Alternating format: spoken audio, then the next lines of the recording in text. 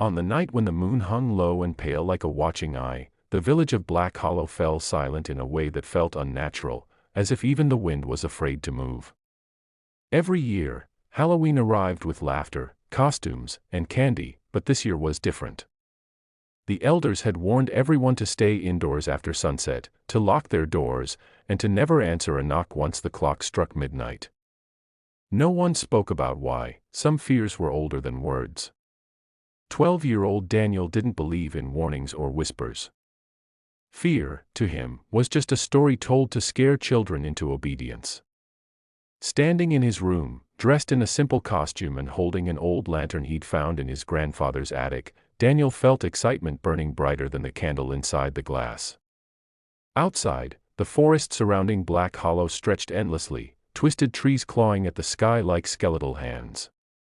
When the lantern flickered, shadows danced on his walls, and for a moment, Daniel felt something strange, like the darkness was watching him. He shook it off. Courage, he believed, meant stepping forward when others stayed back. Slipping out the door while his parents slept, Daniel walked into the cold night air, unaware that every step he took pulled him closer to a secret buried for centuries. The forest greeted him with silence so deep it rang in his ears. No crickets. No owls. Just the soft crunch of leaves beneath his shoes. As he moved deeper, the moon vanished behind thick clouds, and the lantern became his only guide. Then he heard it, a whisper. Not a voice, not quite a sound, but something that brushed against his thoughts like fingers on glass. He turned, heart racing, and that's when he saw it, a face in the darkness, pale and hollow, floating just beyond the trees.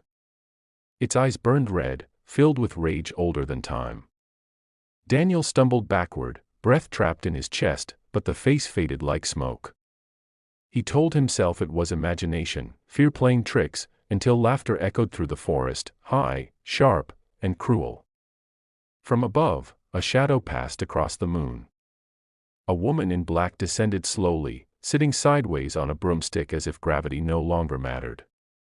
Her skin was green, her lips curled into a knowing smile, and her eyes glowed with wicked amusement. Beside her, perched silently on a branch, an owl stared at Daniel, unblinking, its golden eyes piercing his soul. The witch spoke his name without opening her mouth, and terror flooded his body like ice water. She told him the truth, this night was not for costumes and candy. Halloween was a door, and once every year, it opened. Long ago, the villagers had trapped something evil beneath the forest, sealing it with blood and sacrifice. But seals weaken, and fear feeds darkness. Daniel's disbelief, his courage, had been the final crack. The lantern he carried was no ordinary light, it was a key. As the witch vanished, the ground beneath Daniel split open, releasing a scream so powerful it felt like the earth itself was crying. Shadows poured out, wrapping around him, pulling him toward the pit. Memories flashed through his mind, his parents, his home, the warmth of safety he had taken for granted.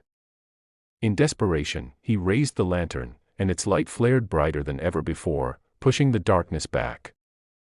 The owl screeched, the forest shook, and for a moment, time stood still. Daniel understood then that fear wasn't weakness, it was a warning. Using the last of his strength, he slammed the lantern into the ground, sealing the crack as dawn's first light crept over the horizon. When the villagers found him unconscious at the forest's edge, the lantern was gone, the forest silent once more. Halloween passed, and life returned to normal, but Daniel was never the same. He had seen what lived beyond the stories, beyond the screen of comfort and disbelief. And somewhere, deep beneath Black Hollow, something waited, for the next Halloween night. If this story made your heart race, if you felt the fear, the mystery, and the thrill, then don't forget to subscribe to this channel, because every story you hear here is a door, and once opened, there's no turning back.